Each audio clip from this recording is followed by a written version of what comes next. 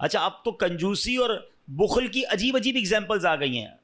اچھا پہلے تو درود نہیں پڑھتے تھے, اب پتہ نہیں کیا ہو گیا, درود بھی پڑھتے تو شارٹ فارم والا, نبی پاک کا نام لیا اور ساتھ سلام کہہ دیا.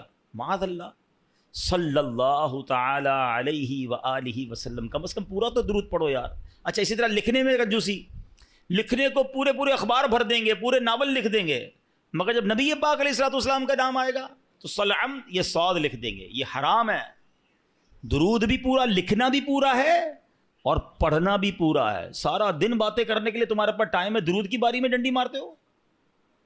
اور پھر درود پاک تو میری نیکیوں میں اضافے کا وظیفہ ہے نا, میرے گناہوں کی معافی کا وظیفہ ہے, میری تو نبی پاک میں حاضری لگانے کا وظیفہ ہے آقا کی بارگاہ میں. تو پھر میں درود پاک پڑھنے میں کیوں کنجوسی کروں. ہاں اب علماء نے ایک بڑی خوبصورت ہمارے لیے آسانی کر دی. اب مثال کے طور پہ دوران بیان, دوران نعت, کبھی کبھی بار بار نبی پاک صلی اللہ تعالیٰ علیہ وسلم کا نام پاک آتا ہے, تو ہو سکتا ہے کوئی پڑھنا بھول جائے, رہ جائے.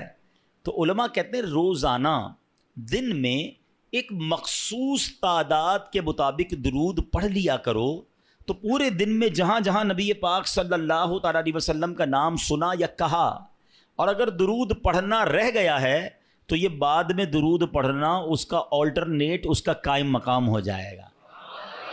تو اس لیے کہا جاتا ہے کہ روزانہ کم از کم 100 بار 200 بار, اللہ ہمت دے توفیق دے تو 313 بار درود پاک پڑھ لیں, تو انشاءاللہ برکتیں ہی برکتیں ملیں گی. نیت کرتے ہیں انشاءاللہ, میں بھی نیت کرتا ہوں, آپ بھی نیت کریں انشاءاللہ روزانہ کثرت کے ساتھ درود پاک پڑھیں گے انشاءاللہ.